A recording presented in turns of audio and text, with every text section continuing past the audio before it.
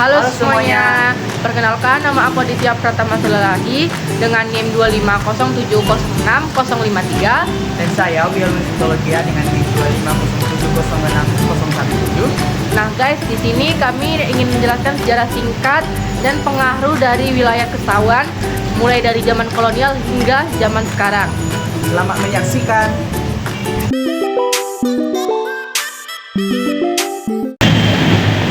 Nah, oke semuanya, di sini saya sedang berada di wilayah Kesawan yang dimana pada era dulu, pada era zaman Belanda, kawasan ini merupakan pusat infrastruktur bangunan bersejarah yang mana pada era kolonial digunakan sebagai pusat perdagangan serta pusat pemerintahan oleh pihak kolonial. Karena wilayah Kesawan dekat dengan rel kereta api, wilayah tersebut dianggap pokok dan juga tidak terlalu jauh dari wilayah Istana Maimun. Oleh karena itu, wilayah ini begitu strategis dan dimanfaatkan oleh pihak kolonial untuk membangun infrastruktur bangunan lainnya seperti kita lihat pada sekarang. Dan itu pun sudah mulai direnovasi oleh kita, ya, Republik Indonesia hingga menjadi seperti saat ini. Terima kasih. Baik, Kesawan tidak secara langsung menjadi pusat pergerakan nasional, namun memiliki kaitan tidak langsung karena merupakan pusat kegiatan sosial, ekonomi, dan politik di pusat Medan, dan serta menjadi lokasi beberapa peristiwa penting dan memiliki bangunan ikonik yang menjadi saksi sejarah perjuangan. Setelah kemerdekaan, kawasan ini menjadi pusat kegiatan yang penting dan menjadi lokasi peristiwa penting seperti konferensi Medan pada tahun 1947. Kaitan tidak langsung Kesawan dengan pergerakan nasional yaitu poin pertama, pusat kegiatan dan pertemuan.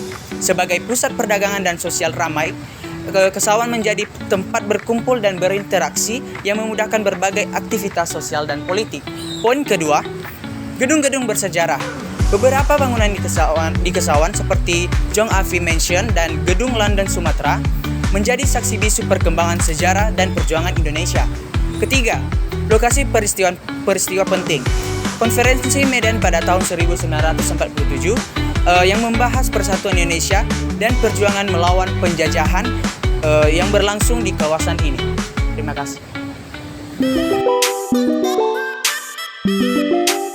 Pergerakan nasional pada era kolonial di Kesawan, kita sini akan membahas tentang pentingnya nilai-nilai sejarah yang terdapat pada wilayah tersebut.